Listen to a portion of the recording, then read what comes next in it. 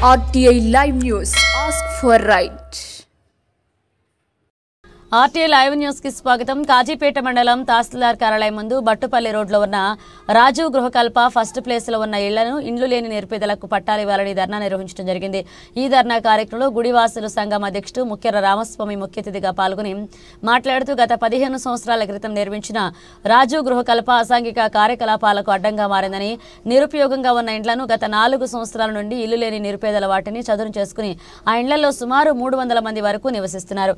ఈ కార్యక్రమంలో ఎండి ఇస్మాయిల్, జుబేదా, జహీరా, శ్యామ్, రాఘవారెడ్డి, యాకమ్మ, జుబేదా, విమల, యాకూబ్ పాషా, దివ్య, సదానందం, వాణి, రాజ్ కుమార్, మహబూబ్, సూరయ్య, మనసూర్ పాల్గొన్నారు.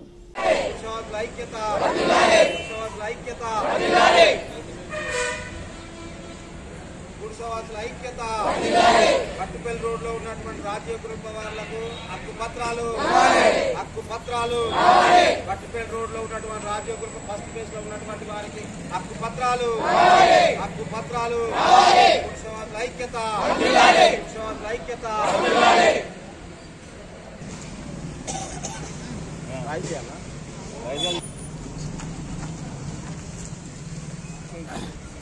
రాజీవ్ గృహకల్ప బట్టుపేట రోడ్లో ఉన్నటువంటి ఫస్ట్ ఫేజ్లో గత 4 సంవత్సరాల నుంచి ఇల్లు లేని నిరుపేదలు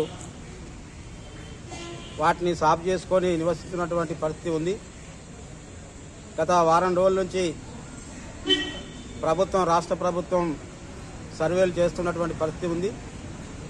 మేము ఒకటే అడుగుతా ఉన్నాం, అక్కడ ఏదైతే పేదవాళ్ళు అట్టి గృహాలను సాఫ్ చేసుకొని నివసిస్తున్నటువంటి వాళ్ళకి రాష్ట్ర ప్రభుత్వం అక్కడే వాళ్లకు హక్కు పత్రాలు ఇచ్చి వాళ్ళను ఆదుకోవాలని ఈ సందర్భంగా విజ్ఞప్తి చేస్తూ ఉన్నాం.